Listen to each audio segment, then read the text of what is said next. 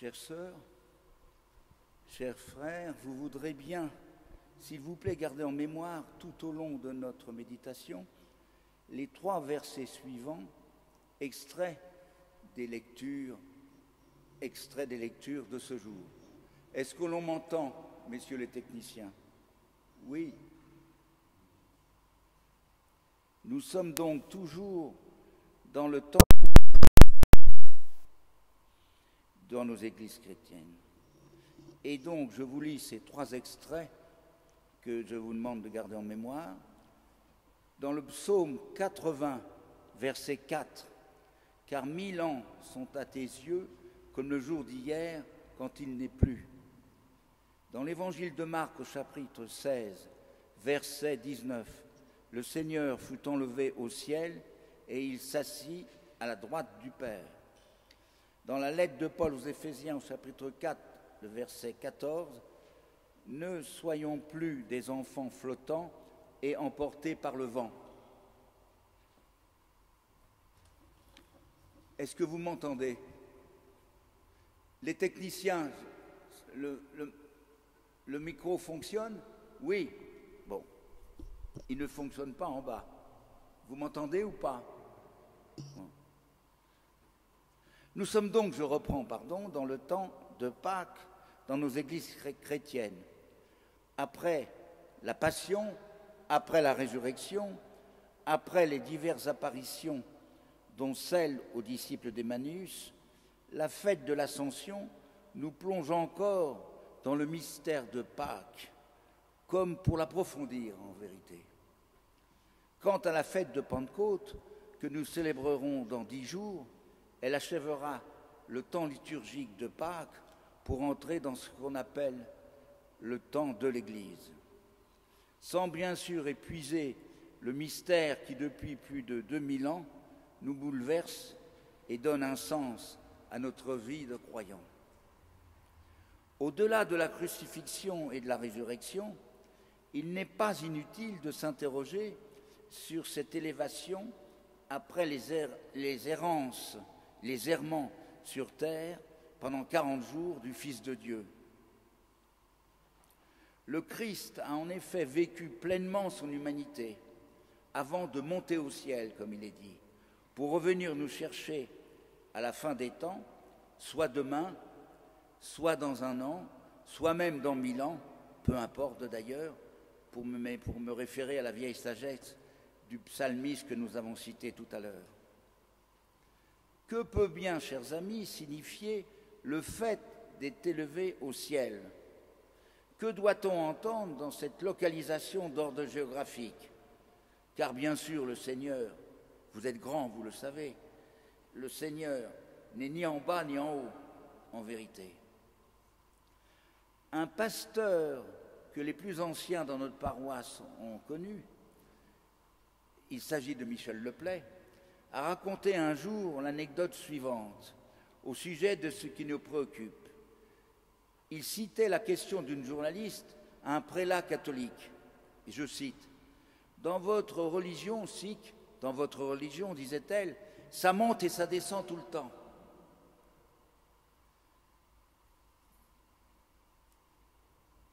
Et notre cher pasteur, quelque peu facétieux, continua dans la même veine en précisant qu'il ne pouvait que s'agir d'un doux voyage touristique dans les étoiles du firmament. En fait, chers amis, l'ascension, réalité ou mythe? Réalité ou mythe? Faut-il être enclin à en faire une lecture métaphorique? En ce qui me concerne, oui, certainement.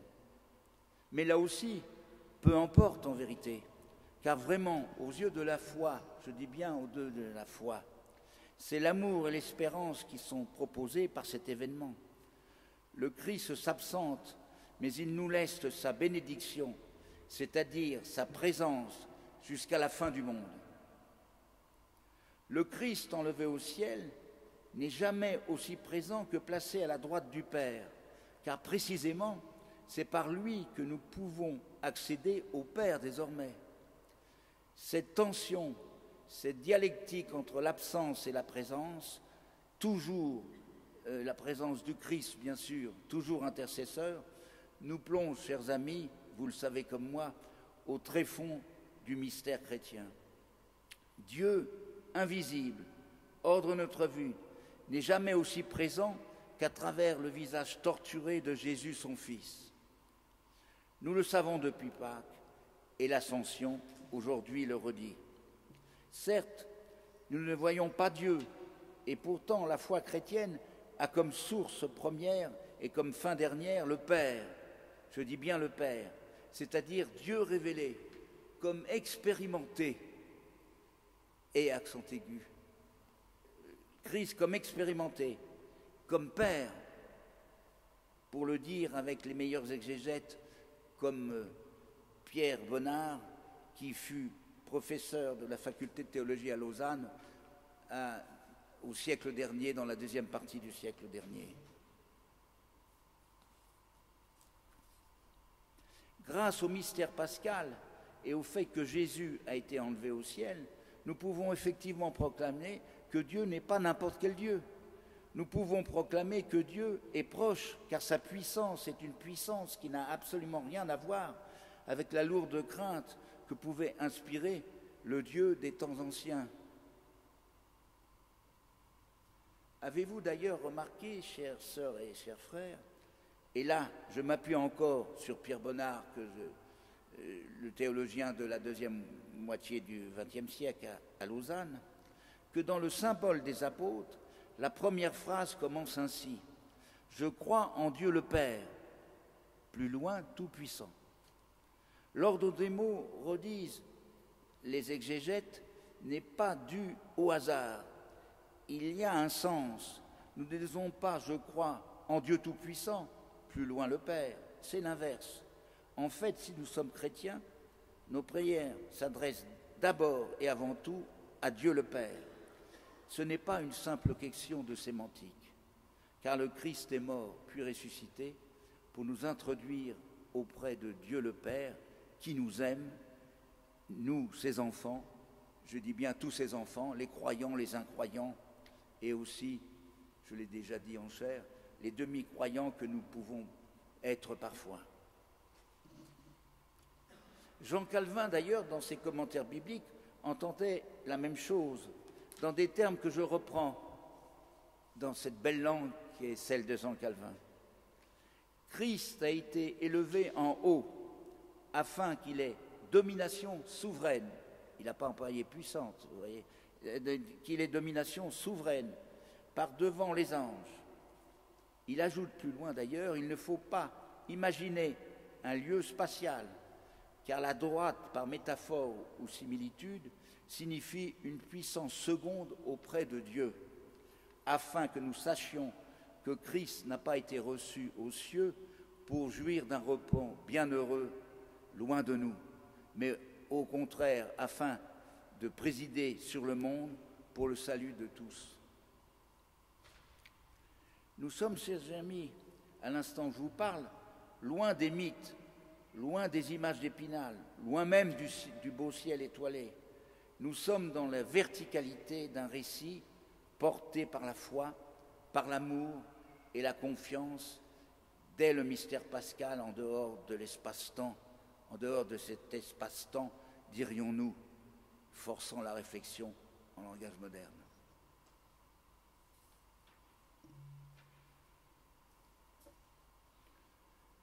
Mais, chers amis, il est grand temps que nous quittions le ciel. Il est grand temps que nous ne restions pas figés et béats devant la beauté d'un ciel étoilé. Souvenons-nous de ce qui arriva aux disciples qui restaient immobiles, les yeux rivés vers le ciel. 2 hommes vêtus de blanc leur apparurent et leur dirent: « Hommes galiléens, pourquoi vous arrêtez-vous à regarder le ciel sans rien faire ?» C'était au verset 10 des Actes, chapitre 1. Il est grand temps, effectivement, d'affronter le temps terrestre qui passe. Car, ajoute l'auteur des Actes, ce n'est pas à vous de connaître les temps ou les moments que le Père a fixés de sa propre autorité. C'est pourquoi, depuis plus de 2000 ans, nous sommes dans le temps de l'Église sur notre terre. À la suite des apôtres, nous sommes prêchés d'agir, nous sommes vraiment prêchés d'agir. Mais paradoxalement, nous avons du temps, car, heureusement pour nous, nous connaissons les temps et le sens ultime. Pour autant, il n'est plus temps de se poser de vaines questions sur les fins dernières, car le chrétien, et nous le savons, est à la fois dans le monde et hors du monde. Et dans le monde, il lui est donné, il lui est même enjoint d'être le témoin en Christ pour partager un trésor dont personne sur cette terre n'est propriétaire, dans la mesure où personne ne peut bien sûr enfermer Dieu dans une cassette comme le faisait Arbagon avec son trésor. Pour que nous soyons plus des enfants flottants et emportés à tout vent, selon les paroles pauliniennes, il est de l'honneur chrétien de donner vie au temps qui passe, qui n'est pas la recherche du ciel sur la terre, mais plutôt l'espérance dans le temps nouveau qui vient chaque jour. Car sur notre terre, pour chacun de nous, la grâce a été donnée selon la mesure du don de Christ, comme le rappelle aussi Paul aux Éphésiens. Dieu le Père nous appelle à témoigner. Il faut donc que les chrétiens soient prêts à affronter avec courage tous les temps, au sens propre comme au sens figuré, bien sûr. Certes, face aux bourrasques, au soleil trop chaud, aux tempêtes de toutes sortes, nous avons parfois du mal à rester debout. Nous avons certes parfois aussi du mal à nous extraire des platitudes journalières dans nos pays tempérés, ou prétendus tempérés, dit-on, mais toujours assoiffés et jamais assouvis face aux tentations éternelles de nos sociétés. Ces sociétés veulent toujours consommer plus, au mépris du simple bon sens, sans même faire appel au principe de l'écologie moderne. Sur un autre registre du temps qui passe, permettez-moi de noter combien de révoltes qui naissent de la volonté des hommes et non pas de la volonté de Dieu le Père. Combien de temps perdu aussi quand nous sommes assaillis par des angoisses de toutes sortes ou englués dans nos solitudes terribles. Combien aussi, hélas, d'églises qui flottent parfois dans leur propre témoignage. Et pourtant, chers amis, il faut le dire avec vigueur et même sérénité, dès les premières communautés chrétiennes, tout était dit. Et depuis 2000 ans, les chrétiens sont exhortés chaque jour à œuvrer là où ils sont, à la venue d'un monde meilleur, pour plus d'amour et de justice sociale. Là doit être notre témoignage. Mais, chères sœurs et chers amis, il est grand temps de conclure notre méditation sur cette belle fête que constitue l'Ascension. En effet, si le Christ monte vers le ciel, ce n'est surtout pas pour fuir le monde. Le Christ n'abandonne pas les femmes et les hommes de ce bas monde. Il ne dédaigne pas les réalités terrestres qui seraient prétendument et définitivement prisonnières du mal diabolique pour rejoindre une sorte de nirvana errant dans je ne sais quel ciel étoilé. Oui, chers amis, la foi chrétienne est une foi incarnée dans le Christ, à la fois pleinement homme, qui nous comprend donc, et pleinement Dieu, ça veut dire qu'il n'abandonne jamais personne.